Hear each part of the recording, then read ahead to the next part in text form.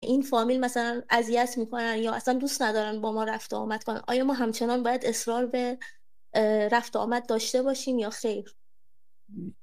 یعنی صله رحم نیکی کردن را میگوید، نیکی کردن به اقارب. بله اگر یک کسی با دوست رفت و نداره که آمد. شما خانهش برید، نه، نباید خانهش برید. اما نیکی کردن تنها رفت و آمد نیست.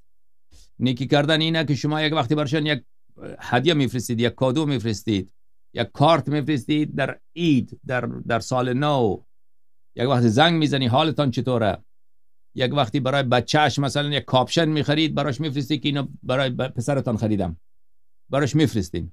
یک چیزی اگر سبب اذیت کسیه که دوست نداره کسی خانهش بیاد، نه، خانهش نرید. اما نیکی خب کردن را شاید اصلا قطع علاقه نکنید، داشته هر باشن، وقتی چند مثلا وقتی با یک ما نیکی به کانتکت اونا داشته بکنید. باشن. جان، اینکه شاید علاقه ندارن با ما کانتکت داشته باشن اصلا و باز هم ما باید اصرار نه نه، داشته باشیم به این. شما حق ندارید که قطع بکنید. اهل بیت علیهم السلام همین را فرموده، هر کسی که با شما قطع رابطه کرد، شما حق ندارید با او قطع رابطه بکنید. وصل من قاطعک، و نیکی بکن با اون خویشاوندی که او با تو بریده و با تو نمیخواد حرف بزند.